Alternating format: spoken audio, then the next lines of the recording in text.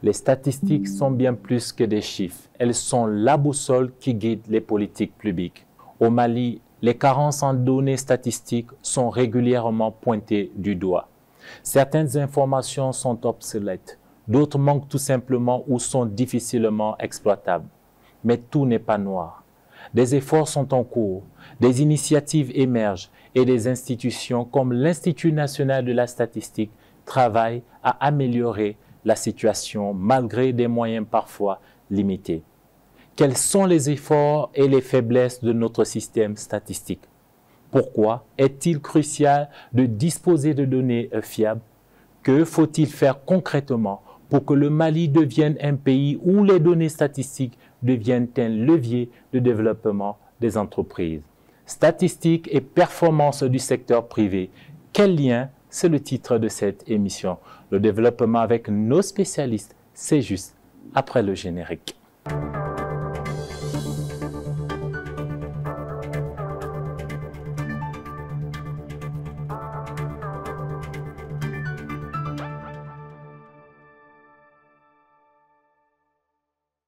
Bonsoir à tous et bienvenue dans Entreprendre, votre magazine dédié aux entrepreneurs et aux différents acteurs de l'économie, statistique et performance du secteur privé. Quel lien? C'est le titre de cette émission. Avant d'en débattre, je vous laisse découvrir le portrait de notre invité spécial. C'est le patron des statistiques au Mali.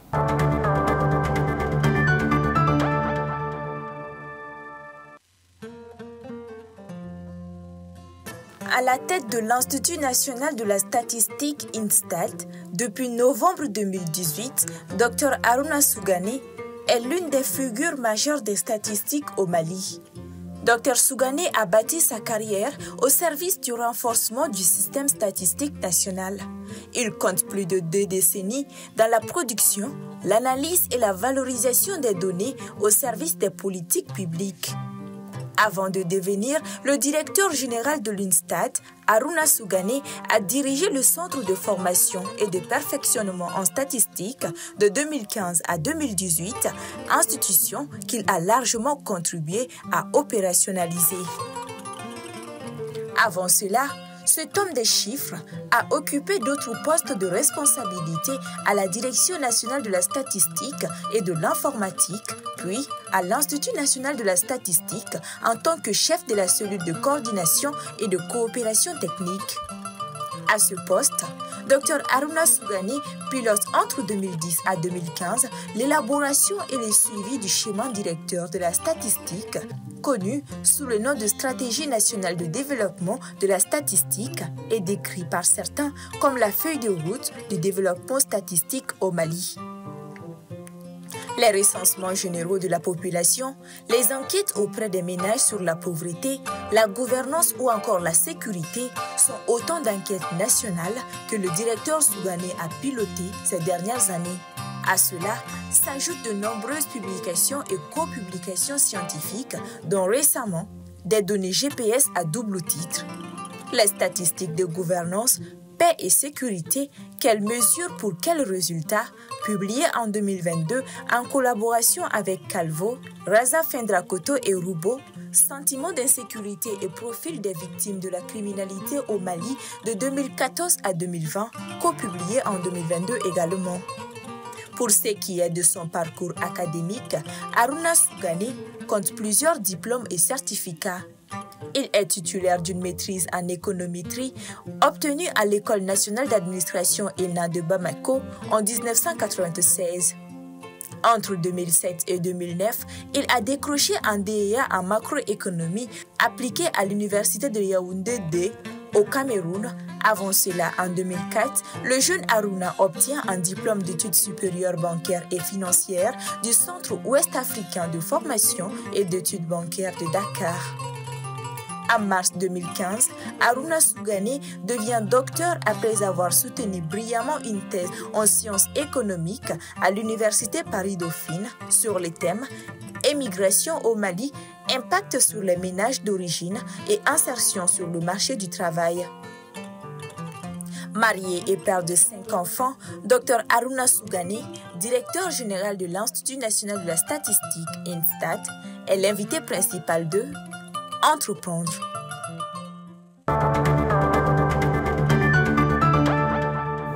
Pour nous dresser un tableau réaliste de son secteur, j'ai le plaisir de recevoir Dr Haruna Sougane, directeur général de l'Institut national de la statistique, INSTAT.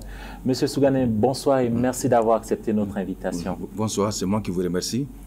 Alors, l'Institut national de la statistique, dont vous êtes à la tête depuis 2018, collecte, produit, analyse et diffuse des informations sur l'économie et la société. C'est le noyau central des statistiques au Mali, on peut le résumer ainsi? Tout à fait, vous avez parfaitement raison. Le Mali, à l'instar des autres pays africains, a un système statistique décentralisé, avec un Institut national de la statistique au centre et un certain nombre de services sectoriels. Au Mali, que nous appelons celui de planification et de statistiques, qui sont chargés de collecter les données au niveau de leurs secteurs respectifs. Et nous en avons 11 au Mali. Mais à côté aussi, il y a un certain nombre de structures que nous avons créées pour pouvoir analyser de façon plus approfondie les données que nous appelons observatoires. Aujourd'hui, nous en avons 7. Au niveau régional aussi, nous avons nos directions régionales qui collectent aussi des données afin de répondre aux besoins des autorités locales et régionales. Comme vous le savez, nous sommes dans un cadre de décentralisation poussée, donc il est bon que nous ayons des données statistiques à tous les niveaux. Donc vous avez parfaitement raison que l'INSTAT, c'est le noyau central, mais travaille avec beaucoup d'autres structures pour pouvoir produire, traiter, analyser les données au profit des utilisateurs. Alors, docteur Sougane, vous parlez de collecter des données à tous les niveaux, mais ce que l'on constate, c'est qu'on parle d'économie et de société quand on parle en tout cas, de là où vous collectez beaucoup plus de données. Bon, vous savez, nous collectons les données à tous les niveaux, à tous les niveaux, même si c'est vrai, il y a un focus plus large sur les données sociales. Donc, mais aussi le plan économique, nous produisons beaucoup de données macroéconomiques qui peuvent servir le secteur privé, qui peuvent aussi servir même les partenaires techniques et financiers. Mais nous avons quand même un focus sur les données sociales, comme vous le savez, surtout l'éducation, la santé, où vraiment nous faisons beaucoup d'opérations pour pouvoir collecter et connaître les conditions de vie des ménages.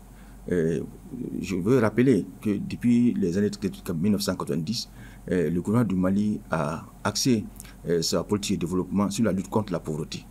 Et pour ça, il faut mesurer les conditions de vie des ménages à tous les niveaux, que ce soit sur le plan revenu, que ce soit sur le plan accès aux services sociaux de base ou disponibilité des services sociaux de base.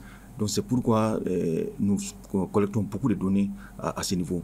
Mais au niveau économique aussi, nous avons beaucoup de données, nous produisons beaucoup d'indicateurs qui servent l'économie et qui servent aussi le secteur privé. On aura l'occasion d'en parler tout à l'heure, mais avant, je vous invite à découvrir le grand reportage de ce magazine. Comment sont perçues les statistiques nationales et quelles sont leurs importances pour les entreprises? Éléments de réponse dans ce grand angle signé de la rédaction.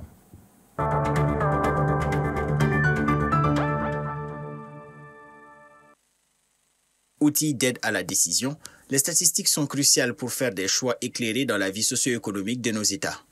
Longtemps négligé, ce secteur a commencé à émerger en Afrique subsaharienne au début des années 90, suite à la signature du traité instituant l'Observatoire économique et statistique d'Afrique subsaharienne, connu sous l'appellation de Afristat. Lancé officiellement en 1996, Afristat est une initiative de 14 pays d'Afrique subsaharienne, dont le Mali. Cette institution continentale vise à combler le déficit en données statistiques constaté à l'époque dans les pays membres. Cette absence de statistiques dans nos pays impacte de façon négative vraiment l'apport des investissements dans nos pays. Parce que d'abord, pour pouvoir investir, il faudrait que vous arriviez à décrire, à maîtriser la situation. Et comme vous le savez, la statistique d'abord aide à la description de la situation, à la mesure de la situation. Donc l'absence de statistiques va entraîner beaucoup de manques à gagner pour les pays, parce que les investisseurs vont beaucoup hésiter quand ils ne voient pas clair dans la situation économique du pays. Afin de prendre des décisions éclairées sur son développement social et économique, le Mali s'est doté en mars 2009 d'un service central de statistiques publiques dénommé Institut national de la statistique, INSTAT en acronyme. Ces 16 dernières années, plusieurs opérations d'envergure permettant de fournir des indicateurs indispensables à la formulation et au suivi-évaluation des politiques et stratégies de développement ont été réalisées par l'INSTAT et le CPS, cellule de planification et de statistique. On peut notamment citer le 5e recensement général de la population et de l'habitat, dont les résultats ont été rendus publics en 2023, la dite édition de l'enquête modulaire et permanente auprès des ménages, EMOP, dont l'étude est réalisée chaque année depuis 2014, ou encore l'enquête régionale intégrée sur l'emploi et le secteur informel. Les statistiques par essence sont utiles dans le sens où ça donne des informations précises vis-à-vis du secteur, ça aide à prendre des décisions, ça aide à passer à des étapes en termes d'information. Donc oui, chacun doit y s'intéresser pour la simple et unique raison parce que ce sont des indicateurs de prise de décision. Malgré les avancées, des défis demeurent en matière d'accessibilité aux données dans les différents secteurs. Il y a l'INSTAT qui, quelque part, essaie de jouer son va-tout et essaie continuellement de faire des efforts pour fournir des informations en temps réel sur des secteurs donnés. Mais je pense que l'INSTAT également est confronté à un problème à la fois des déficits budgétaires et des déficits en ressources humaines, ce qui fait que la tâche, normalement, qui doit être la sienne, n'est pas relevée à hauteur des souhaits. Et de façon globale, nous ne cessons de le rappeler, notre État ne pense pas à l'avenir et c'est les statistiques qui permettent de partir sur des critères qui nous permettent de penser l'avenir, de prendre des décisions qui peuvent avoir des impacts sur l'avenir, sur les futures générations. Il y a une question aussi de culture, parce que très généralement dans nos pays, les gens n'accordent pas assez d'importance à des enquêtes, à des sondages. Donc ça pose un problème. Soit ils ne répondent pas, soit souvent même ils répondent, mais en donnant des fausses informations. Il y a aussi un problème de coordination. Par exemple, vous allez trouver qu'il y a des informations qui sont disponibles dans un service, mais l'autre service va essayer de faire d'autres enquêtes. Souvent, il y a une redondance inutile. Et finalement, personne n'a l'information complète. Les données statistiques sont extrêmement importantes pour le secteur privé. Elles permettent aux investisseurs de prendre des bonnes décisions économiques et de saisir les opportunités d'affaires. L'entreprise a besoin de statistiques d'abord pour planifier ses activités. L'entreprise a besoin de statistiques pour établir son bilan. Et quand je dis bilan, ce n'est pas seulement le bilan financier, mais également son bilan social. Et également, l'entreprise a besoin de statistiques pour élaborer de mettre en place un système de gestion prévisionnelle des emplois et des compétences. Sans statistiques, vous ne pouvez rien prévoir, vous ne pouvez rien mesurer. Quand les entreprises font face à une situation où ils n'ont pas effectivement d'informations précises en termes de débouchés de leurs produits, en termes de vente de leurs produits, en termes d'achat de leurs produits, ces entreprises-là sont tentées effectivement de ne pas investir. Quand on n'investit pas, on ne produit pas. Quand on ne produit pas, on n'emploie pas. Vis-à-vis effectivement de ceux-là également qui recherchent de l'emploi, il est évident que quand ils n'ont pas une idée du nombre d'entreprises qui opèrent sur le marché, de la difficulté de ces entreprises-là, de ce que les entreprises attendent comme profil recherché en termes d'employabilité, ils ne sauront pas effectivement mieux se préparer. Donc des deux côtés, ça nuit effectivement à l'employabilité. La carence en statistiques impacte aussi bien le secteur privé que l'État, soutient ce chef d'entreprise, membre du Conseil national du patronat. À l'absence de statistiques fiables, on ne peut pas bâtir une politique de développement. Ce n'est pas possible. Parce qu'il faut partir sur la réalité. Et la réalité, elle se reflète dans des chiffres collectés minutieusement, travaillés, traités, affinés et qui sont mis à la disposition des décideurs. À partir de là, on peut tirer les conclusions qu'il faut, on peut établir des prévisions, on peut après mesurer les progrès. Et s'il y a des mesures correctives à apporter, on peut les apporter. Cette carence peut fortement dissuader les investisseurs, que ce soit les investisseurs privés, que ce soit les investisseurs multinationaux ou même des banques, la Banque mondiale ou les fonds monétaires internationaux. Très généralement, cette question est posée lors de leur visite dans nos pays, parce que les informations qu'on fournit très généralement ne sont pas fiables ou sont incomplètes. Vous savez, on est dans un contexte de mondialisation. Donc avec la mondialisation, on a besoin de faire des comparaisons. Mais si on n'a pas de statistiques fiables dans votre pays, difficilement on peut vous comparer à d'autres pays. Donc ça pose vraiment un problème pour les investisseurs et ça peut effectivement entraîner, décourager ces investisseurs-là à venir. L'Institut national de la statistique dispose de plusieurs outils et applications d'archivage consultables en ligne via des plateformes telles que Malikunafoni, Archives nationales des données, Entrepôt de données ou encore la bibliothèque numérique Greenstone qui compte plus de 3042 rapports d'enquête et d'études. À noter que dans le cadre de la bibliothèque numérique, les sectoriels peuvent également archiver leurs documents à l'image de l'Instat.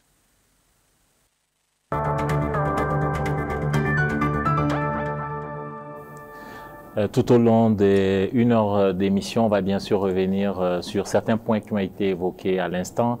Mais Monsieur Sougané, une réaction déjà par rapport au reportage que l'on vient de voir? Ok, vraiment je suis très heureux d'écouter les uns et les autres et qui montrent vraiment leur connaissance du rôle de la statistique. C'est pour à chaque fois quand je discute avec les gens, quand on me dit qu'est-ce que c'est que la statistique, je leur dis la statistique c'est un outil d'aide à la prise de décision. C'est un outil d'aide à la prise de décision. C'est une boussole pour tout le monde, aussi bien les pouvoirs publics que le secteur privé, et même nous-mêmes chefs de famille, pour pouvoir nous orienter par rapport aux dépenses de nos ménages. Donc ce que je vois ici, ça montre quand même que les gens commencent à avoir une bonne connaissance du rôle essentiel de la statistique. Pour enrichir notre débat, j'ai le plaisir de recevoir deux autres invités. Tout d'abord, Monsieur Sanoussa, président de Petites et Moyennes Entreprises. Monsieur Sarr, bonsoir et merci d'avoir accepté notre invitation. Notre troisième et dernier invité est Monsieur Ousmane Doucouré, macroéconomiste, enseignant et chercheur. Monsieur Doucouré, merci également d'avoir accepté notre invitation. Merci.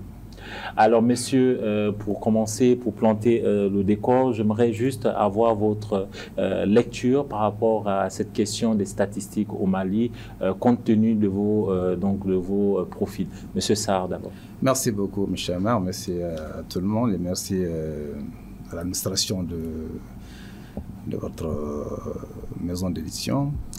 Merci à M. le directeur et à mon co-débatteur.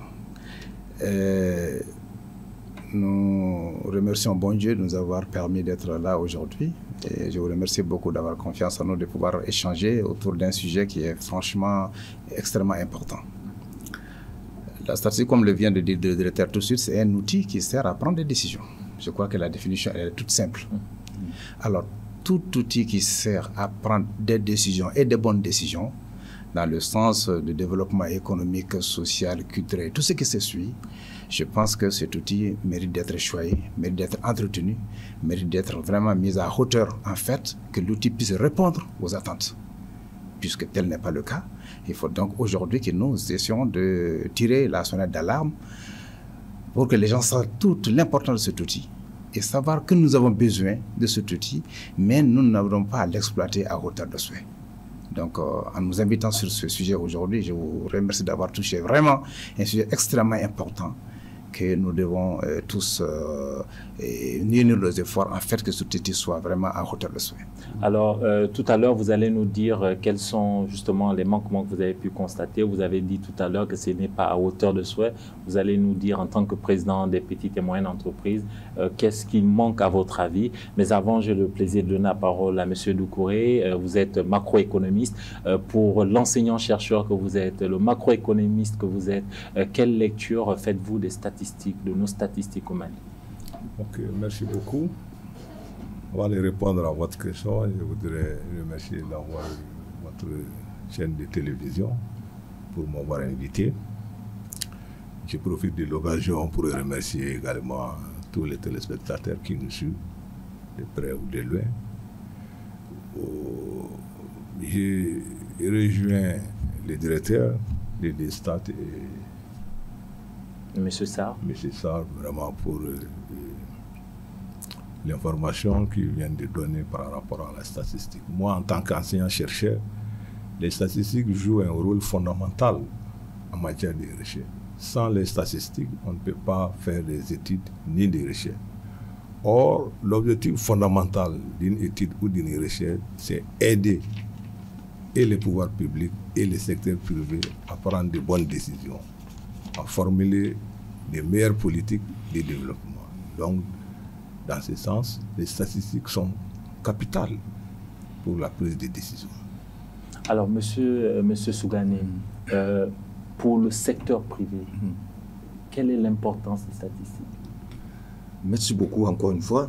Vous savez, pour le secteur privé, d'abord, les statistiques leur permettent de comprendre le marché. Les enquêtes auprès des ménages que nous faisons, surtout les enquêtes sur la consommation, donnent une idée du type de consommation des ménages, du revenu des ménages, donc de leur capacité de consommation et aussi de leurs besoins de consommation. Donc, ce qui peut orienter les entreprises à pouvoir vraiment choisir le domaine dans lequel ils peuvent investir pour tirer profit. Ça leur permet aussi d'évaluer même la concurrence. Parce que nous menons aussi des enquêtes sur les prix, nous collectons des informations sur les statistiques du commerce extérieur, tout ça. Donc ça permet de voir un peu, non seulement le niveau de la demande, mais aussi le niveau de l'offre. Donc pour voir comment la concurrence se comporte et voir comment ils peuvent investir et tirer profit. Il y a aussi des enquêtes sur les emplois, l'emploi que nous menons. Donc ça donne un peu une idée sur le profil d'emploi, sur vraiment les hommes et les femmes qu'ils peuvent employer en fonction de leur niveau ou de leurs compétences. Donc toutes ces informations retenues peuvent aider le secteur privé à pouvoir vraiment utiliser, doivent inciter le secteur privé à utiliser les statistiques pour mieux décider et mieux s'implanter et mieux orienter ses activités. Alors, vous parlez des enquêtes qui ont été réalisées. Je vous invite à regarder cette première infographie de l'émission qui va nous permettre de mettre en lumière quelques enquêtes qui sont régulièrement réalisées. Les grandes opérations réalisées au cours des 10 dernières années, on parle de plus d'une cinquantaine d'opérations d'envergure. Vous allez nous dire ce que vous entendez par d'envergure, mais parmi ces réalisations, on peut notamment citer le 5e recensement général de la population et de l'habitat qui a été rendu public en 2023, donc qui était normalement qui aurait dû sortir en 2009, vous allez nous en parler tout à l'heure.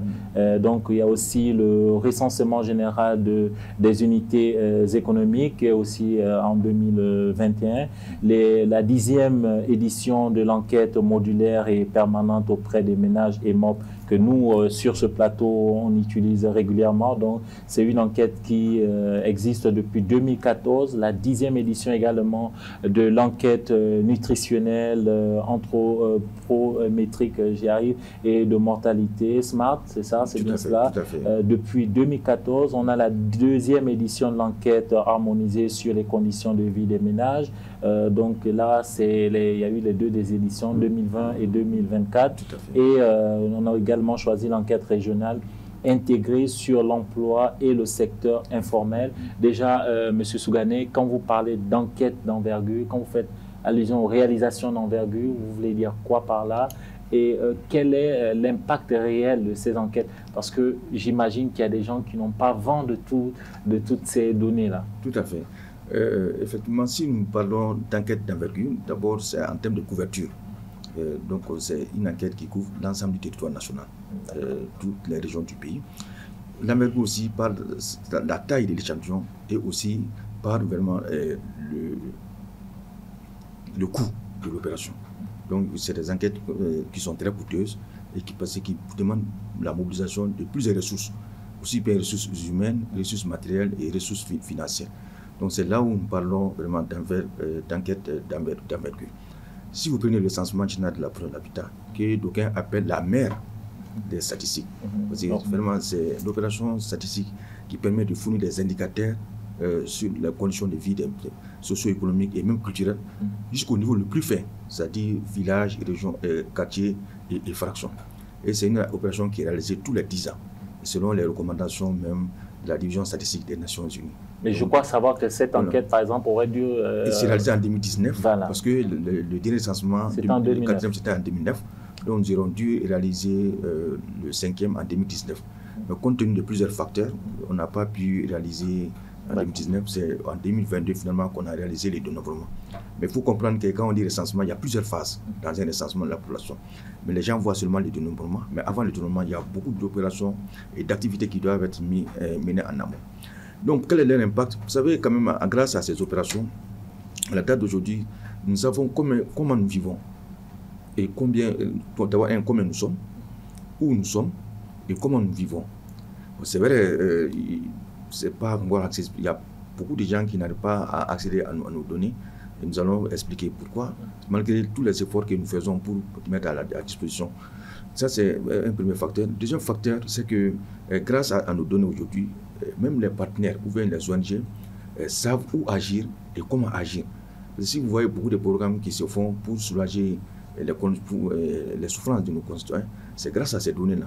Parce qu'on sait exactement quels sont les manques, où sont les déficits en termes d'accès à tel ou tel services sociaux de base et comment faire pour vraiment y remédier. Surtout qu'avec le développement technologique, où maintenant on insère le système d'information géographique à nos données, donc on sait exactement quelles sont les distances que les gens doivent parcourir pour accéder à tel ou tel service de base, et quels sont les efforts que les gens doivent faire, que ce soit infrastructures de santé, infrastructures scolaires, même aussi les routes les plus fréquentées pour accéder au transport. Vous savez quand même que le transport aussi, c'est le développement. Donc tous ces facteurs-là, tous ces éléments font qu'aujourd'hui, les statistiques sont utilisées, mais pas à hauteur de souhait par nous-mêmes. Nous-mêmes, nous estimons que, surtout si on du travail à faire surtout le secteur privé, nous savons qu'il n'y a pas encore cette interrelation entre nous et le secteur privé pour mieux utiliser les données et pour aussi mieux recenser leurs besoins. Alors vous m'étendez une perche, il n'y a pas trop de synergie, vous avez le sentiment qu'il n'y a pas cette synergie, ce pont entre vous, entre ce que vous produisez et les entreprises et le secteur privé. On a un acteur du secteur privé qui est avant tout entrepreneur avant d'être le président des PME. Monsieur Sarr, quelles sont les données dont vous estimez en avoir le plus besoin au niveau du secteur privé, surtout au niveau des PME? Merci beaucoup. Je remercie le directeur de sa franchise, parce que ce qu'il vient de dire, c'est une vérité. Il n'y a vraiment pas de pont entre nous. Et généralement, les données même qui sont souvent mises à disposition ne sont pas des données actualisées. Alors, tout investisseur a besoin d'une mise en confiance. Et sans statistiques fiables et récentes, difficilement il investit. Le monde étant aujourd'hui un gros village. Alors, si l'intéressé, quelqu'un l'a dit dans le reportage, s'il ne trouve pas son compte ici, il va ailleurs. Mais en dehors de ça, même les épargnes sur le niveau national, pour les mobiliser, comme il vient de le dire tout de suite, ont besoin de statistiques. Mais quand il n'y a pas de statistiques, c'est comme si vous mettez le bateau sur l'océan, sans gouvernail, sans truc, alors il n'arrive jamais à bon port. Donc, il y a vraiment un manque de coordination entre... souvent même, il y a des gens qui ignorent l'existence de ce service-là. Il y en a plus, ils sont même plus nombreux qui ne savent pas l'existence de ce service. Où chercher aussi les données? Tout à fait. Où chercher les données. Donc, cela, il faut le corriger. Ça, il faut le corriger puisque, vu l'importance des statistiques, il faut vraiment corriger ce déficit et le plus tôt serait le mieux. Vous parlez de corriger, docteur Doucouré, je vous donne la parole juste après cette autre donnée qui nous amène à parler du nombre d'indicateurs suivis régulièrement par le système statistique national. On parle de 118 indicateurs disponibles sur 238 retenus par le suivi des objectifs de développement durable. Docteur Sougané, que ces données... les gens ne savent pas où les utiliser et comment faire pour les utiliser. Même nous, sur ce plateau, qui travaillons régulièrement avec vos données, et on vous en remercie d'ailleurs, on a parfois du mal à trouver certaines informations. Ok. Effectivement, nous-mêmes, en tant que spécialistes du domaine, nous avons reconnu que nous avons été des bons techniciens, mais des mauvais communicants. Nous n'avons pas suffisamment communiqué avec le grand public par rapport à ce que nous faisons et par rapport à ce que nous disposons. Donc c'est pourquoi nous sommes en train de corriger ça. Probablement, le président peut me corriger. L'année dernière, on avait entamé même une rencontre avec les fêtières. Parce qu'avec la PCO, c'est le directeur général de l'INSTAT qui est le président du comité de balance de paiement. que la BCEAO, du comité de balance de paiement, effectivement, pour le commerce extérieur. Tout ce qui concerne les statistiques du commerce extérieur et les statistiques d'entreprise. Et nous nous sommes rendus compte que nos questionnaires ont de plus en plus des taux de réponse très faibles. Donc nous nous sommes dit, comme il l'a dit, on a besoin maintenant de mettre en confiance les entreprises. Vous savez que les entreprises ont cette particularité d'être à la fois fournisseurs et consommateurs de données. Parce que c'est les données d'entreprise que nous utilisons pour pouvoir produire des statistiques économiques. Donc il faut que les chefs d'entreprise soient mis en confiance par rapport aux données qu'ils doivent nous fournir et aussi qu'ils soient vraiment suffisamment informés des données que nous disposons pour qu'ils puissent les utiliser à bon escient. Donc c'est cette démarche que nous avons entreprise l'année dernière pour démarcher les fêtières des entreprises du secteur privé, pourquoi qu'on puisse échanger et voir comment créer ce pont entre nous et faire en sorte que vraiment, non seulement nous arrivons à produire des données de qualité à leur profit et qu'ils aussi puissent les utiliser, et aussi recueillir leurs besoins. Parce qu'une chose est de produire les données, une autre est que les données répondent aux besoins des utilisateurs.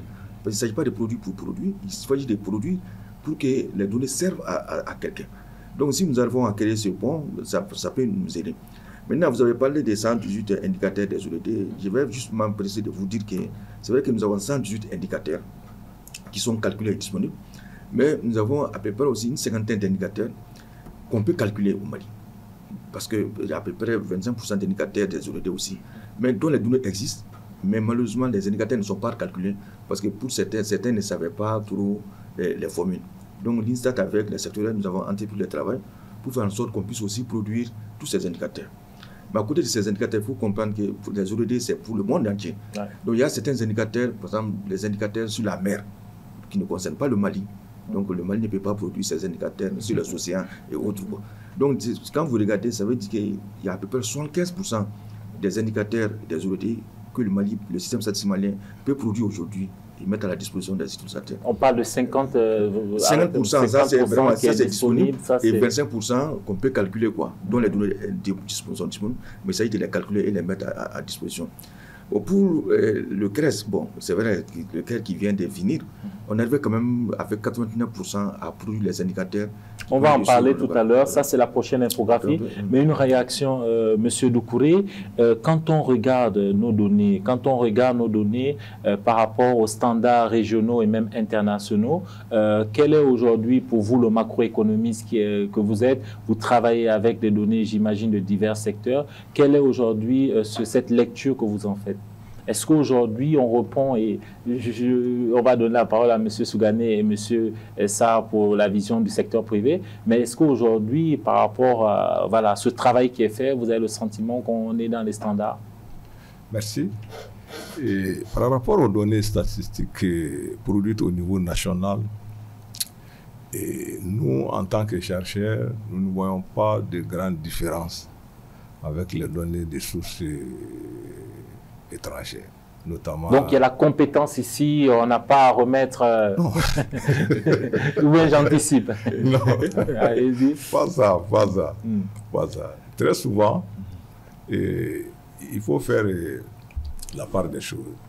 Il y a des types de données qui sont produites essentiellement par l'Institut national de la statistique. Je vais parler de données sur les comptes nationaux, par exemple.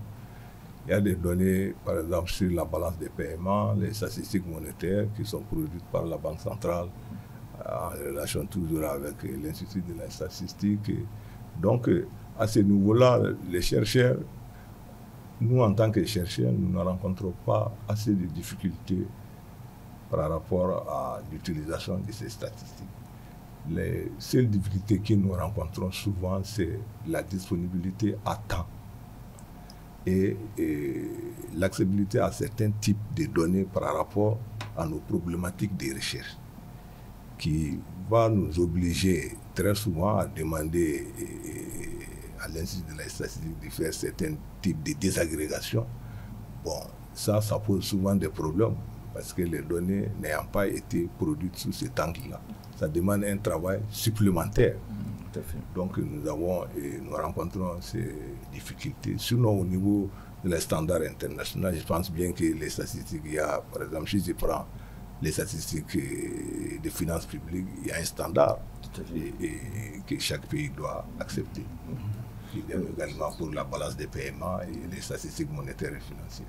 Si vous permettez, je veux juste dire que la production statistique est standardisée sur le plan mondial. Il y a toujours des manuels qui sont produits par la division statistique des Nations Unies pour orienter la production de ces statistiques-là, que nous suivons scrupuleusement. Donc, pour dire en français facile, pardon, vous coupez 2 secondes, ce n'est pas le Mali qui se lève, il décide de faire des statistiques à sa manière, comme on peut entendre. Pas du tout. Même le recensement dont je vous ai parlé. C'est bien de faire la précision. Tout est calé. Il y a toujours un manuel. Et de façon périodique, il y a la Commission statistique des Nations Unies qui se réunit chaque année pour évaluer ces productions et voir s'il y a des corrections à faire. Et c'est sur la base des recommandations de cette commission que les données là sont produites, quoi. Donc à ce point, et puis d'ailleurs même là, pour certaines opérations, nous sommes appuyés par les partenaires pour mettre à notre disposition des experts, souvent nationaux, mais aussi internationaux, pour venir veiller non seulement à la qualité et au suivi des recommandations de ces instances internationales. Je vous invite à regarder cette autre, cette autre infographie. Il s'agit du cadre stratégique pour la relance économique et le développement durable. On parle de 107 indicateurs disponibles sur 120. Là, on est à 89,17% de données disponibles. Mais quand on parle de ces données-là qui sont aujourd'hui, qui sont disponibles, qui sont produites, quelles sont justement ces données-là qui sont produites, dans quel secteur exactement? Je sais que vous avez dit il y a le secteur social et même économique, mais qu'en est-il des autres secteurs? Parce qu'aujourd'hui, on entreprend dans tous les secteurs de la vie. Oui, vous savez, on peut dire que le Mali, on a fait beaucoup d'avancées ces dernières années en termes de données statistiques. Et je vous avoue qu'à la date d'aujourd'hui, nous couvrons pratiquement tous les secteurs. Même l'environnement et le genre qui étaient des secteurs émergents, nous arrivons à faire beaucoup d'efforts. Même si c'est vrai, pour encore ces secteurs, il y a encore des données à produire. Mais par exemple, l'environnement, on a fait un grand pas en avant ces dernières années, avec l'appui, bien sûr, de certains partenaires. Mais quand même, il faut reconnaître que nous menons beaucoup d'opérations en matière sociale, en matière de statistiques sociales. Par exemple, l'enquête, les mots dont vous avez parlé, c'est beaucoup plus une enquête sociale, mais où nous parlons d'éducation, de santé, de sécurité alimentaire, mais aussi même des dépenses que nous collectons chaque trimestre. Il y a aussi le secteur de la justice, parce qu'il y a un module que le Mali fait partie des rares pays qui arrivent à implémenter chaque année. Ça, c'est le module gouvernance, paix et sécurité, où nous essayons, même quand vous avez cité mes ouvrages, il y a pas mal d'analyses que personnellement même j'ai fait dans ce sens-là. Sur la paix, gouvernance, paix et sécurité, pouvoir un peu mesurer les degrés de gouvernance et les degrés d'intégration même de la gouvernance dans nos États. Et aussi, ça aussi, c'est un module standard qui a été validé au niveau de l'Union africaine. Mais malheureusement, il faut reconnaître qu'il y a certains secteurs comme le secteur agricole où nous avons encore des efforts à faire. Parce que vous savez, l'agriculture, c'est un domaine, c'est pratiquement l'un des piliers de notre économie. Donc, le dernier recensement général agricole date de 2014. Et je crois savoir qu'actuellement, il y a un recensement. Voilà, et nous sommes en train de corriger ça parce qu'il y a un recensement général agricole qui est en cours et qui va permettre vraiment de corriger cette faiblesse-là et de faire en sorte que nous disposions des données de qualité sur ce secteur. Par exemple, si vous prenez l'agriculture, avec le recensement général agricole que nous sommes en train de réaliser en appui à la cellule de planification des statistiques du secteur de développement, nous allons en arriver là. Parce que nous allons même plus loin, parce que nous allons identifier chaque exploitant et chaque exploitation agricole avec un numéro unique. Donc même ça va même permettre de mieux organiser même non seulement la distribution, mais aussi l'acquisition des intrants agricoles. Donc on saura exactement combien d'exploitants nous avons, combien d'exploitations nous avons et quelle est la quantité de terres cultivables que nous utilisons et en fonction des spéculations.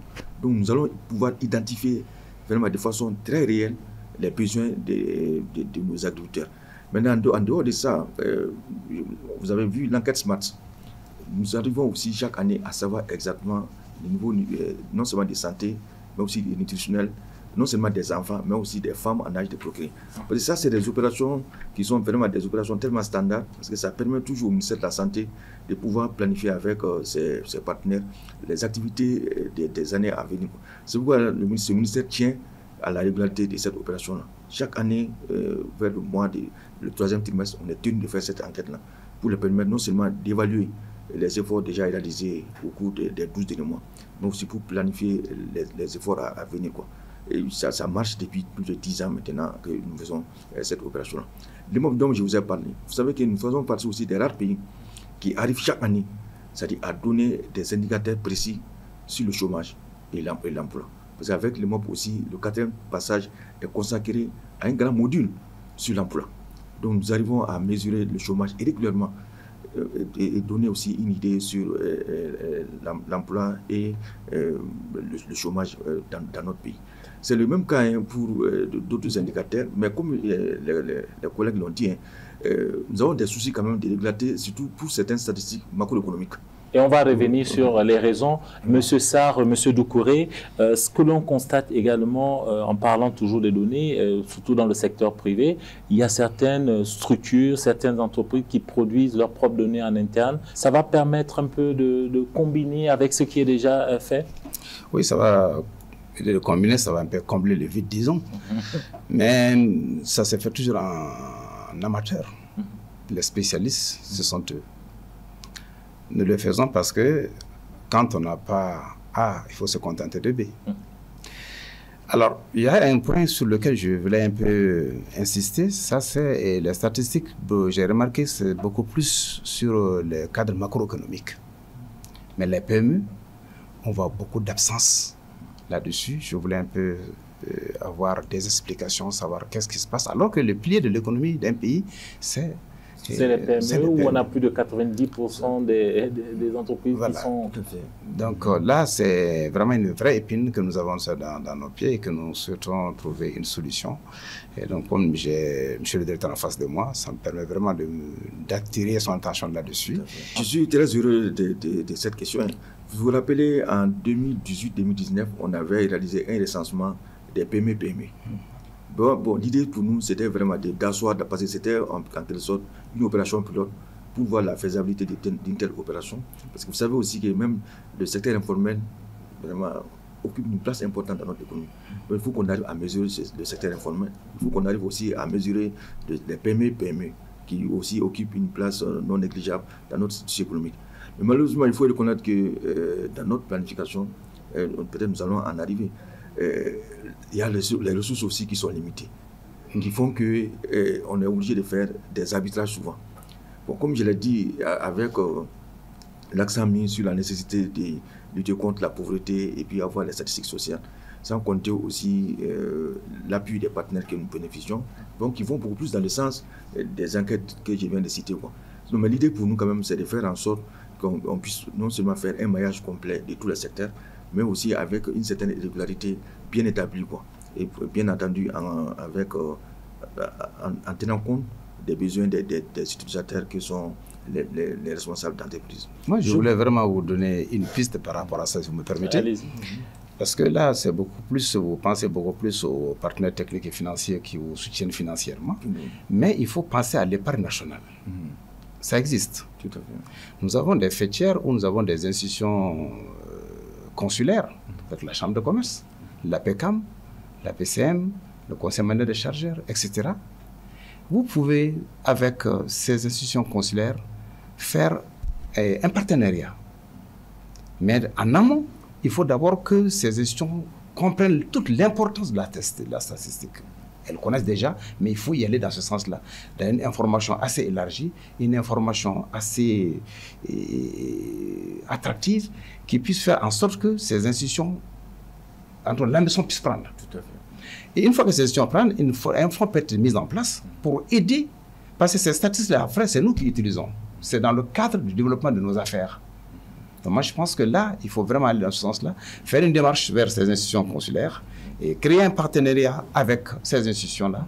Il n'est pas impossible de pouvoir vous aider financièrement à pouvoir faire face à cela. Docteur Doucouré, tout à l'heure, il a été souligné dans le reportage que l'on vient de voir que le manque de données fiables ou disponibles dans certains domaines sont de nature, ce manque de données est de nature à dissuader certains investisseurs, notamment étrangers, d'investir dans un pays Pour le macroéconomiste que vous êtes d'accord avec cette assertion? Merci. Bien sûr, un investisseur, lorsqu'il va décider d'investir, l'investisseur va faire au préalable d'abord ce qu'on peut appeler des études de marché. Donc, cela sous-entend que certaines informations soient disponibles sur les consommateurs, leur mode de consommation, la tendance, l'investissement. Et puis, il faut reconnaître aussi que l'investissement, c'est un risque.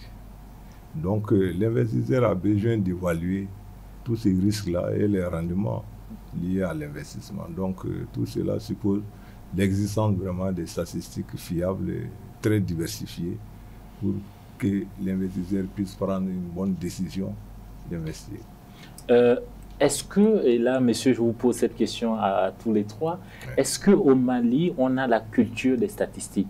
Tout à l'heure, quelqu'un disait également dans le reportage que même, Dr Sougané, vous pouvez nous répondre, que même lors des enquêtes, donc les enquêtes que vous menez, il y a des gens qui ne répondent pas correctement, qui ne répondent pas comme il faut. Est-ce que justement le fait que les gens ne répondent pas normalement, correctement pour des raisons X ou Y, c'est de nature aussi à biaiser d'une certaine façon les informations, les données qui sont produites?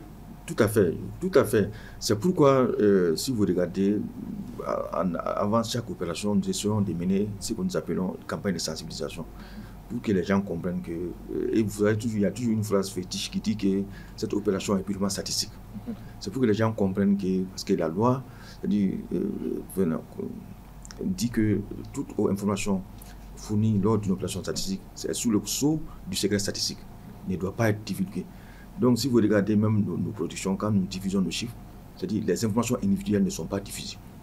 C'est juste les informations collectives globales qui sont diffusées. C'est pour vraiment garder l'anonymat. Mais il faut qu'on arrive à faire comprendre aux uns et aux autres que cet anonymat est garanti. Surtout au niveau des entreprises, où vraiment nous essayons de faire comprendre que tout ce que nous faisons comme opération statistique n'a pas, c'est-à-dire pour finalité les impôts ou autre, quoi, pour les faire comprendre. Mais vraiment, je tiens à remercier le président pour la piste qu'il vient de nous donner, parce que nous, comme nous sommes en train d'élaborer le nouveau schéma de la statistique, il s'agit de voir maintenant quelles sont les sources de financement additionnelles en dehors de l'État, des partenaires, pour qu'on puisse vraiment répondre aux besoins des utilisateurs. Et l'idée était même de voir aussi si le secteur privé pouvait intervenir dans les financements de la statistique. Donc c'est une idée que nous allons explorer, voir dans quelle mesure. Mais c'est maintenant, pour revenir à votre question, il est très important que les gens fournissent des bonnes informations. Donc c'est ce qui nous permet aussi de fournir des bonnes statistiques et qui peuvent permettre à prendre des bonnes décisions. Sinon, le problème de culture statistique, nous avons tellement conscience que si vous regardez le schéma de tête que nous avons, l'AS4 prend en compte le développement de la culture statistique. Comment faire pour que le Malien lambda puisse intégrer vraiment la production statistique, non seulement la fourniture de statistiques, mais aussi la consommation des statistiques dans un comportement de tous les jours. Monsieur Sarr, Dr Sougané vient de dire quelque chose de très important, la réticence des, j'allais dire, chefs d'entreprise, en tout cas on va dire du secteur privé, de certains acteurs du secteur privé, à l'idée de répondre aux enquêtes d'opinion, de répondre aux démarches de l'Instat et bien d'autres structures qui mènent des enquêtes pour avoir des données. Qu'est-ce que vous avez à dire là aussi en tant que président, déjà en tant qu'entrepreneur? Est-ce que vous comprenez cette réticence-là, sachant que quand on regarde, c'est le secteur, et vous m'arrêtez si je me trompe, le secteur privé a besoin beaucoup plus de ces données-là pour prendre des décisions comme cela a été souligné tout à l'heure. Effectivement, le secteur privé a vraiment besoin de ces données-là. M. Doucouré vient de le dire tout de suite pour faire les études de faisabilité. Souvent, quand votre partenaire vous donne une information, il vous demande la source. Alors, si ce n'est pas une source fiable, généralement, il n'en tient pas compte. Et de plus en plus, nous partons vers vraiment un monde où il faut vraiment être un professionnel. L'amateurisme ne marchera plus. Tout à fait, tout à fait. Et secondo, la réticence des informations, c'est culturel. Je peux dire ainsi. Bon, aussi, ce mot même ne convient pas, c'est par peur. Il l'a touché tout de suite. Et tous les rats ont peur des chats. Donc, on voit un administrateur, quelqu'un qui vient t'imposer. généralement, c'est la première idée qui vient. Quand je lui dis là, ce que j'ai comme ressources, ce que j'ai comme données. Donc, culturellement, chez nous, on cache notre richesse. Culturellement, on cache. On ne veut pas que l'autre sache ce que j'ai. Donc, cela pousse vraiment souvent à aller à donner des informations qui ne sont pas des informations fiables, mais qui puissent se retourner contre nous-mêmes. Puisque ces informations sont utilisées pour nous aider à aller de l'avant. Mais si ce n'est pas des informations bien fondées, non fiables, mais c'est le retour de la manivelle. Donc je pense que c'est culturel, nous avons tenté, mais en amont, comme je l'ai toujours dit, il faut toujours une information. N'attendons pas qu'il y ait le démarrage d'une opération, mais il faut que l'information soit courante, qu'elle soit de façon continuelle à chaque instant, qu'un système d'information existe pour que les gens sachent que la statistique est là. C'est une question d'honneur, c'est une question de progrès, c'est une question de développement. Il faudrait que les acteurs jouent le jeu, qu'ils ne gardent pas l'information, qu'ils ne donnent pas des informations erronées non plus, puisque ça peut aller contre eux-mêmes. Et qu'ils sachent et qu'ils les mettent en confiance. Ça, c'est extrêmement important. Il faut mettre les acteurs en confiance que ces données sont des données confidentielles qui ne seront jamais utilisées pour des impôts ou pour autre chose. Voilà, c'est ce qui fait surtout. Docteur Doucouré. Oui, en fait, je voudrais souligner que la réticence, ça ne se manifeste pas seulement auprès des entreprises, même au niveau des ménages. Les directeurs le savent plus que moi. Personne ne veut révéler son revenu. Et les adhésions ont trouvé des moyens. Ah bon? C'est lequel? Oui, c'est passé par la dépense de la personne. Ce qu'il dépense. Quand on a une idée, c'est ce qu'il dépense, on a une idée sur son revenu. Bon, moi je pense que pour pallier un peu à cette situation, il faudra sensibiliser davantage vraiment et les entrepreneurs et les ménages vraiment pour l'utilité et l'importance de la statistique.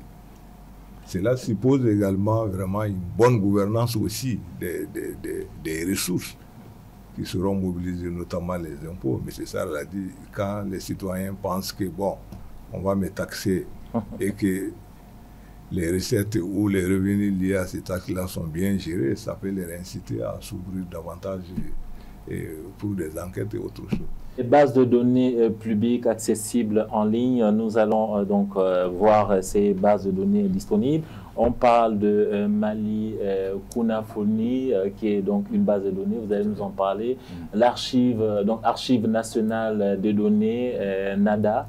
Et il y a aussi entrepôt de données, il y a aussi la bibliothèque numérique qui compte plus de 3042, c'est ça, 42 études, enquêtes.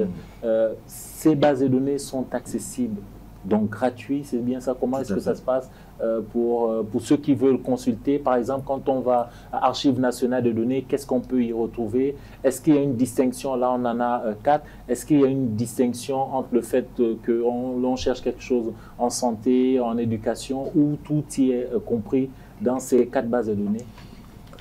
Oui, je commencerai par Mali Kunafoni, qui est une initiative qui était venue pour pouvoir renseigner les indicateurs. À l'époque, c'était le cadre stratégique de lutte contre la pauvreté, qui est devenu plus tard cadre stratégique pour la réduction de la pauvreté, et aussi plus tard le CRED. Donc, c'est là où on peut dire que c'est la mère de nos bases de données. Mais d'abord, elles sont toutes accessibles à partir du site de l'INSTAT. Si vous partez sur le site de l'INSTAT, il y a des onglets qui vous permettent d'aller traitement sur ces bases de données-là. Et Mali Kunafoni, ça prend pratiquement toutes les opérations qui ont été réalisées au Mali depuis les indépendances. Toutes les opérations, comme ça nous avons essayé de récupérer toutes les données disponibles, tous les rapports d'analyse et d'enquête disponibles pour les mettre dans Mali Kunafoni. Mais l'idée, c'était vraiment pour pouvoir bien analyser la situation économique, socio-économique. Et ça concerne tous les secteurs. Santé, éducation, environnement, agriculture et tout. Maintenant, la base NADA aussi, ça c'est une base, mais beaucoup plus initiée par la BAD, quoi. Donc, qui se concentre sur l'économie, mais aussi qui intègre les autres bases, mais surtout qui s'intéresse aux microdonnées, qui essaie de voir comment on peut mettre à la disposition surtout des chercheurs les microdonnées, pour qu'ils puissent, en dehors des indicateurs que nous calculons, que nous mettons à la disposition des utilisateurs, pour qu'eux-mêmes puissent faire leurs propres calculs et pouvoir donner. Là aussi, ça concerne pratiquement tous les secteurs, mais surtout au niveau des enquêtes, quoi. L'entrepôt de données, c'est la même chose. Ça aussi, c'est vraiment les microdonnées. Parce que comme vous savez, pendant longtemps, c'est les instituts nationaux de statistique qui étaient chargés de garder les données, les traiter. Même quand quelqu'un avait besoin d'indicateurs, les traitements c'était au niveau des instituts. Bon, l'idée maintenant, c'est comme si c'était de démocratiser les données, mais sous condition que ces données soient anonymisées. Parce que nous insistons beaucoup sur ça. Il ne faut pas qu'à partir de nos données, qu'on puisse identifier un individu X. Il faut que vraiment l'identité de ceux qui fournissent les données doit rester vraiment c'est une exigence même de la loi. C'est une exigence même de la loi. Donc, mais faire en sorte que les utilisateurs puissent avoir accès aux microdonnées, faire leurs propres analyses et puis sortir les propres indicateurs, mais sans modifier la nature ou bien la qualité de ces données, quoi. Et maintenant, le bibliothèque nous dit que c'est beaucoup plus les rapports d'analyse, les rapports que nous essayons de stocker. Mais vous savez, notre risque aussi, c'est d'éviter, parce que quelqu'un l'a dit, hein, souvent, quelques années après, on ne trouve plus de traces de nos rapports. Donc, comment arriver à faire en sorte que, même des années plus tard, quand quelqu'un a besoin des rapports d'une enquête passée, il puisse les disposer, quoi. Donc, à ce niveau, les sectoriels, il me semble que eux voilà, aussi... parce que aussi, les sectoriels, comme la loi même dit que, normalement, tous les sectoriels, après leur opération, doivent envoyer à l'INSTAT les rapports, pour que l'INSTAT puisse vraiment jouer ce rôle d'archivage, de conservation, quoi. Donc, c'est pourquoi nous avons conçu cette bibliothèque numérique-là. Et je vais plus loin, parce que Mali Funafoni, on est même allé jusqu'à la version numérique, à la version digitale, non, web, application, quoi. De telle sorte qu'on peut télécharger mobile, merci, application mobile, c'est le mot que je cherchais. Donc, de telle sorte que dès que vous téléchargez une fois, partout où vous êtes, vous pouvez vraiment consulter. C'est déjà opérationnel? C'est déjà opérationnel. Ça, c'est déjà opérationnel. Maintenant, c'est quand vous êtes connecté que ça peut être mis à jour, quoi. Mais dès que vous téléchargez, c'est bon pour vous. Docteur Sougané, permettez-moi de vous titiller avec cette question. Et j'imagine que vous vous attendiez un peu. J'ai reçu plusieurs entrepreneurs, plusieurs chefs d'entreprise, plusieurs acteurs de la vie sociale et économique de notre pays ici. Et ce qui revient souvent quand on parle de données, c'est la fiabilité. Les gens disent que certaines données ne sont pas fiables, que certaines données ne traduisent pas la réalité. Nous avons la chance aujourd'hui de vous recevoir sur ce plateau. Qu'est-ce que vous répondez à ces personnes-là? Merci beaucoup pour cette question. C'est vraiment une bonne occasion pour moi de préciser certaines choses. Vous savez, il faut que les gens comprennent une chose. On mène une enquête pour vraiment tester une hypothèse. Et quand on teste une hypothèse, elle peut être confirmée ou infirmée. Le problème qui se pose quand les gens pensent que la pauvreté a un certain niveau et que quand on sort le chiffre, ça n'atteint pas ce niveau, ils pensent que les données ne sont pas fiables. Ça, ce n'est pas obligatoire. Pour la pauvreté, il y a à peu près 43% de la population qui vit en dessous du seuil de pauvreté, quoi. Mais il y a certains qui pensent que c'est plus 60%. Bon. Or, les enquêtes sont menées pour confirmer ou infirmer. Maintenant, ça, c'est un premier aspect. Le deuxième aspect, c'est la définition des concepts. Il faut que les gens comprennent les concepts. Parce que quand on dit au Mali qu'il y a 5% de chômage, beaucoup de gens vont vous dire que mais, pourtant, moi, j'ai des jeunes frères qui sont à la maison. Mais il faut prendre la définition du chômeur d'abord. C'est-à-dire, si vous comprenez la définition du chômeur, vous comprenez les chiffres. Parce qu'un chômeur, selon la définition internationale, c'est une personne sans emploi d'abord, qui est à la recherche d'un emploi et qui est prêt à travailler immédiatement.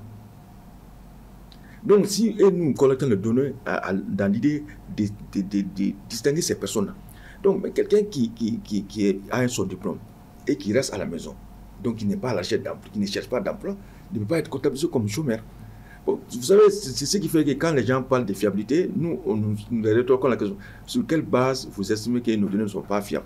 Donc, moi, je vous avoue, quand même, quand nous collectons nos données, nous faisons tout d'abord pour respecter tous les protocoles, comme le disent les chercheurs, tous les protocoles, et toutes les étapes de la collecte. Et après la collecte aussi, il y a une phase que nous appelons évaluation de la qualité des données.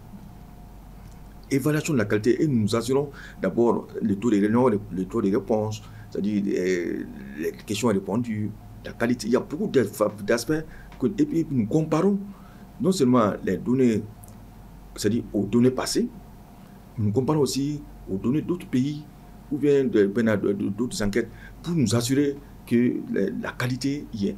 Et c'est à ce moment que nous publions. Donc c'est pour vous rassurer que nous faisons tout pour que les données publiées là soient de très bonne qualité.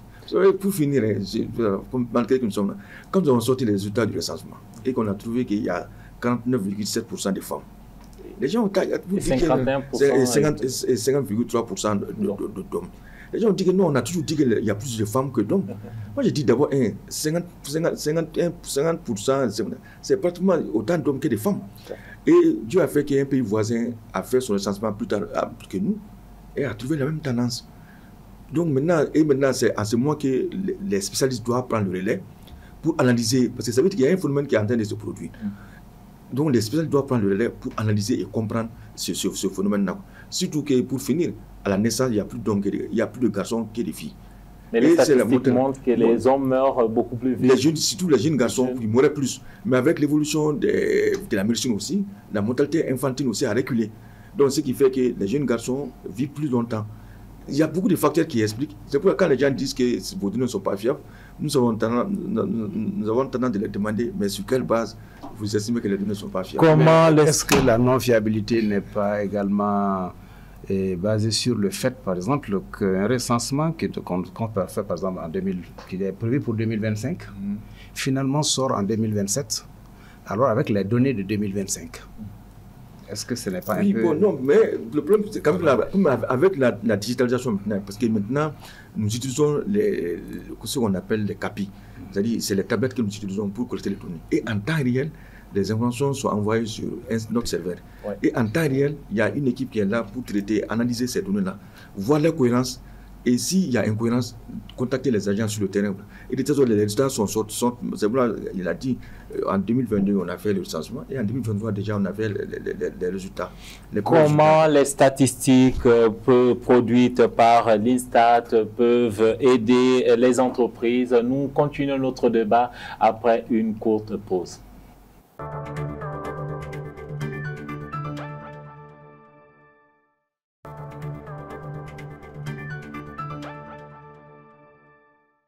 Statistiques et performances du secteur privé, quel lien? C'est le thème de cette émission. Madame, Monsieur, merci de suivre cette seconde partie.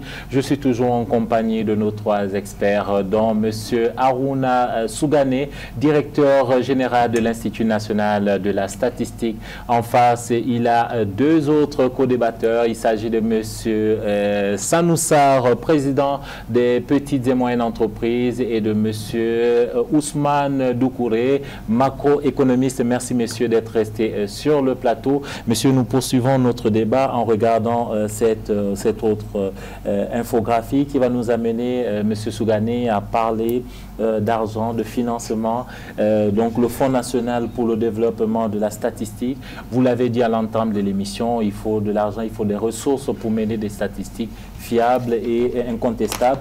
Et au niveau du Mali, arrêtez-moi si je me trompe, donc c'est le Fonds national pour le développement de la statistique, alimenté donc à hauteur de 20% est alimenté à hauteur de 20% par la redevance statistique. Expliquez-nous comment se finance l'INSTAT. Bon, en fait, l'INSTAT, comme c'est un service public, l'INSTAT est financé sur le budget d'État d'abord, avec un budget qui est validé par son conseil d'administration. En plus, donc il comprend non seulement la subvention de l'État, il y a aussi l'appui des partenaires techniques et financiers et des fonds propres que l'INSTAT peut obtenir à travers des services qu'il rend aux uns et aux autres, mais qui vraiment est très marginal. Mais compte tenu du fait que la statistique même, c'est un bien non marchand, c'est un service non marchand. Parce que comme on a dit, toutes les données que nous produisons sont gratuites. Donc, ne peut pas générer suffisamment de ressources pour assurer son fonctionnement. C'est pourquoi l'Union africaine a recommandé aux États vraiment de faire des efforts pour allouer des fonds substantiels au service des statistiques. Ça, c'est l'INSTAT, même des CPS aussi, c'est pratiquement le même cas. C'est pourquoi le Mali a décidé d'octroyer 20% de la défense statistique. La défense statistique, c'est une défense au niveau de l'UEMOA, donc qui concerne 1% des marchandises à l'importation, donc qui sont collectées au niveau du cordon. Donc les monsieur Sarr qui évoluent dans le secteur privé, ils payent pour voilà, non, comme si c'est de manière... S'il importe, il paye 1% de la vente statistique au niveau de la douane, et c'est là où l'État a décidé vraiment d'octroyer 20% de cette dépenses pour aider à financer des opérations majeures dont j'ai parlé tantôt, et aussi à financer la formation des statisticiens. Comme vous le savez, la statistique est un domaine assez spécifique. sa formation aussi est spécifique. Jusqu'à récemment, la formation était assurée par 50 écoles à Dakar, Abidjan, Yaoundé, Cotonou et le Maghreb. Quoi. Et c'est un concours vraiment régional, africain même, qui est organisé pour prendre les meilleurs. Et à l'issue de ce concours, il faut financer leur formation.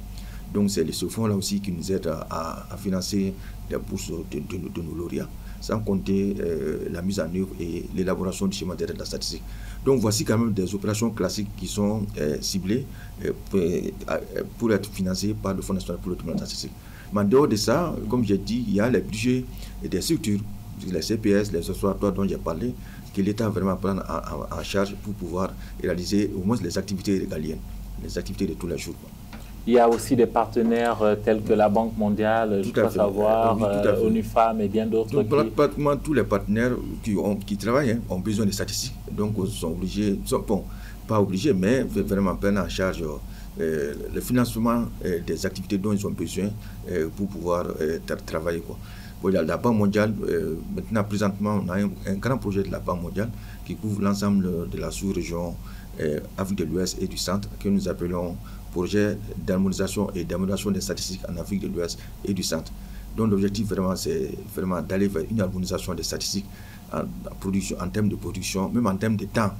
Donc vous voyez, par exemple, l'enquête harmonisée sur les conditions de vie dont je vous ai parlé, c'est une enquête qui est réalisée en même temps dans les 8 pays de l'UEMOA, plus la Guinée et le Tchad. Donc ça permet vraiment d'assurer la comparabilité des chiffres que nous avons. Bon, nous avons aussi l'indice harmonisé des prix à la consommation, qui est aussi une enquête harmonisée qui fait en sorte que ces chiffres-là peuvent être comparés à tout moment entre les 8 pays de la sous-région. Il y a des pays comme la Guinée, le Tchad aussi, qui essaie de s'aligner à nous par rapport à ça. Quoi. Le financement externe des statistiques pose un problème. Parce que comme nous avons l'habitude de dire en tant que chercheur, celui qui finance la recherche, en général, c'est lui qui définit la direction de la recherche. Et cette direction peut ne pas être la direction que les chercheurs souhaitent également d'aborder la question. Donc, moi, je pense qu'il va falloir revoir à ce niveau-là le financement de la statistique pour donner beaucoup plus de marge de manœuvre à l'INSTAT, de pouvoir définir les statistiques dont nous-mêmes nous avons besoin dans la formulation de nos politiques publiques. Monsieur Sarr, Monsieur Doucouré vient de me tendre une perche.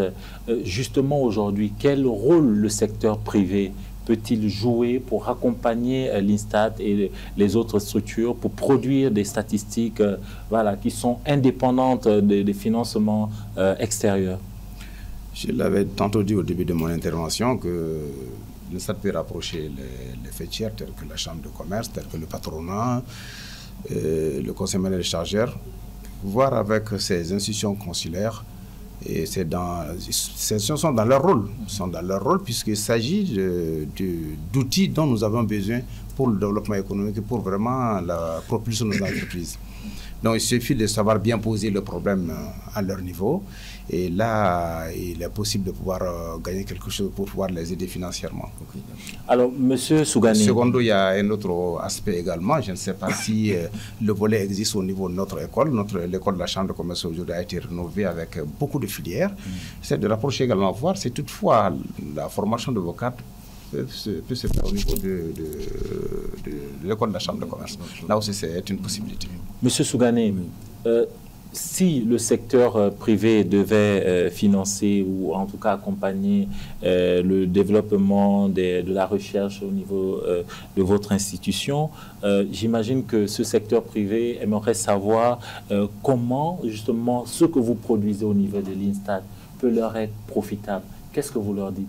Comment la production des statistiques de l'INSTAT peut profiter de façon efficace au secteur privé? Ok, merci. Bon, juste avant de répondre à votre question, je vais juste dire au président que depuis maintenant 2015, nous avons le centre de formation et de perfectionnement en statistique qui forme les cadres moyens en statistique. Et les démarches sont en cours pour aller maintenant vers la formation des cadres supérieurs. Donc l'école est en train vraiment de prendre disposition et le chantier a suffisamment avancé, même s'il y a quelques soucis pour pouvoir construire une école digne de ce nom et pouvoir former les cadres supérieurs au Mali dans le domaine de la statistique. Maintenant, si le secteur, vous savez, comme je l'ai dit tantôt, si vous regardez nos productions, il a parlé tantôt des comptes nationaux. qui nous permettent d'avoir une idée sur le produit intérieur brut, donc sur l'évolution de l'économie. Donc ça intéresse le secteur privé pour savoir vraiment comment l'économie évolue et quelles sont les branches qui tirent cette économie-là. Nous avons aussi des statistiques, beaucoup de statistiques conjoncturelles que nous produisons, que ce soit l'indice du chiffre d'affaires, l'indice des prix de la production agricole, ou l'indice du coût des matériels. Il y a beaucoup d'indices que nous produisons qui peuvent intéresser le secteur privé. J'ai parlé de l'indice harmonisé des prix à la consommation, donc qui donne un peu une idée des prix, de l'évolution des prix. Bon, c'est vrai, en matière d'enquête auprès des entreprises, nous sommes un peu pauvres, je reconnais. Parce que comme j'ai dit, il n'y a pas le recensement des prix de moyennes entreprises que nous avons réalisé en 2018, qui commence à faire un peu longtemps. On a fait aussi le recensement général des unités économiques, qui est le premier du genre au Mali. Donc les enquêtes auprès des entreprises ne sont pas assez fréquentes. Donc si nous devons travailler avec le secteur privé, c'est de voir comment asseoir, c'est-à-dire de façon pérenne, c'est-à-dire des opérations statistiques là, qui permettent de renseigner de façon périodique les indicateurs pertinents au niveau du secteur de l'économie. C'est-à-dire en dehors des données que nous produisons à travers les activités de tous les jours. C'est vrai, nous avons les déclarations statistiques et fiscales que les entreprises envoient aux impôts, dont nous avons une copie et qui nous permet de travailler pour avoir le produit intérieur brut. Mais en dehors de ça, avec le secteur privé, il s'agit de s'asseoir et de voir, parce qu'il faut quand même qu'on arrive à identifier leurs besoins.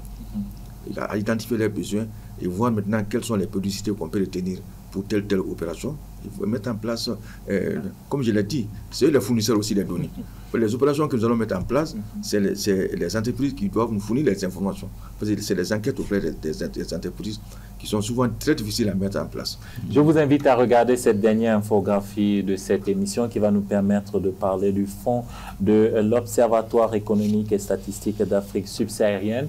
C'est, on l'appelle communément Africastat. C'est la première institution subsaharienne dédiée à l'Afrique subsaharienne, donc qui a été créée en 1996. Le Mali est l'un des pays fondateurs, cela a été dit dans le reportage qu'on vient de voir. Et quand on regarde le mode de financement de cette institution également, on se rend compte qu'on n'est pas sorti de l'auberge. Tout à l'heure, on disait qu'il fallait avoir des financements indépendants, donc des financements nationaux. On se rend compte que l'institution même, j'allais dire sous-régionale, n'est pas à l'abri, comme on peut le voir sur ses couleurs. Le jaune représente donc les États d'Afrique subsaharienne membres, dont on retrouve le Mali. Le blanc, ce sont les partenaires, et le bleu, c'est bien sûr le total. Et quand on prend juste la période 98-2005, la contribution des États membres était de 1,85 milliard de francs CFA.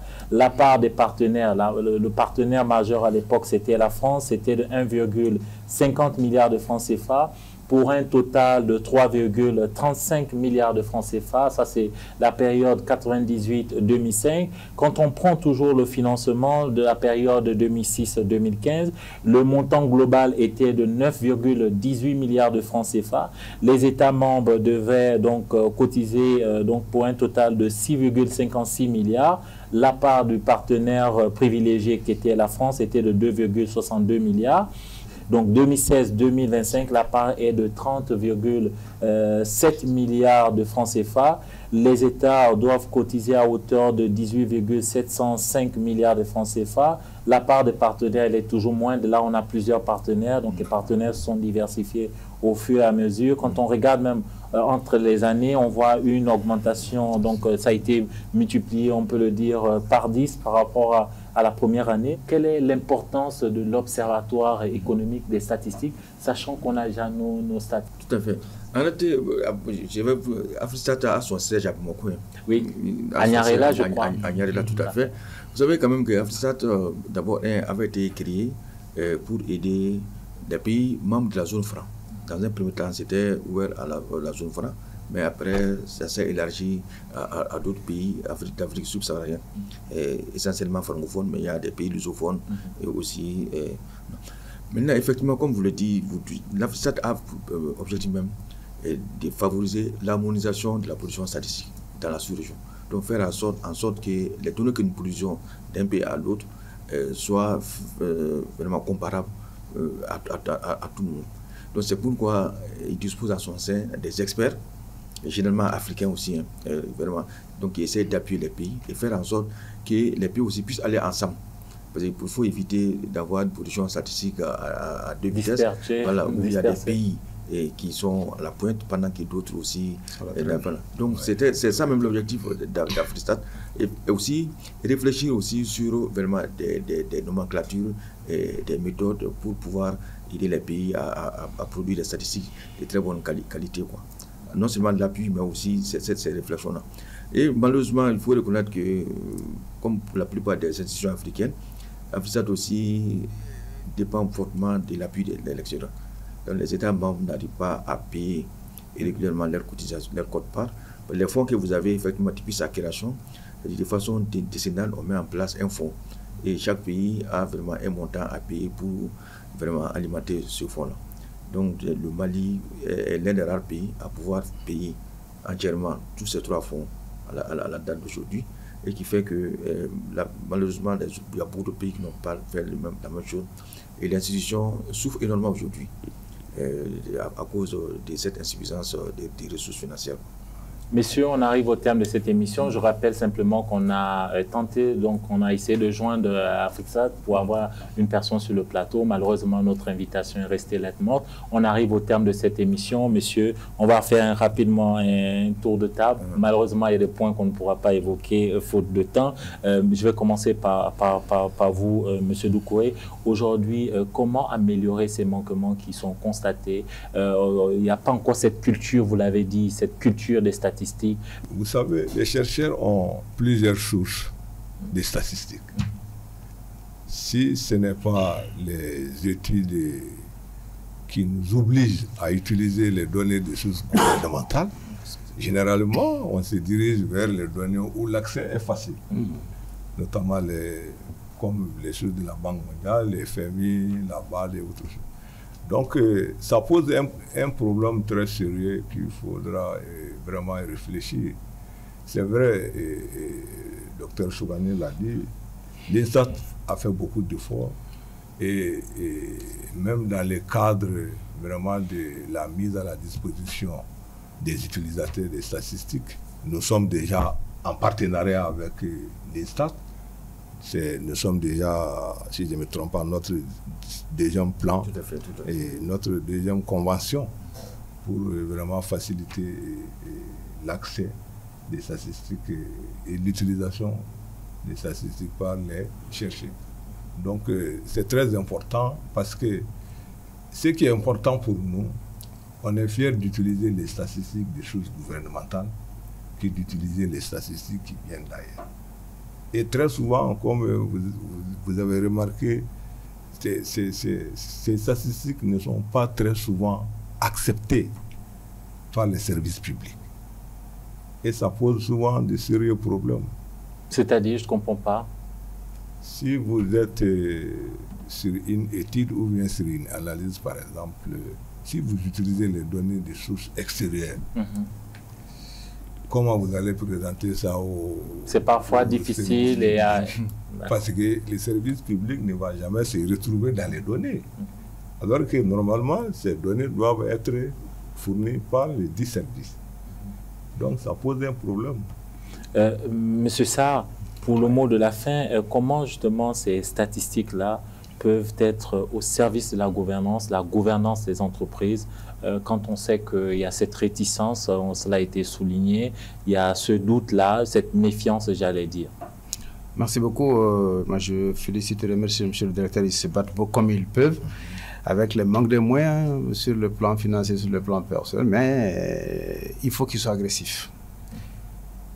L'information, on l'a dit, on le répète, il faut aller à l'information de façon continue et de façon revolving.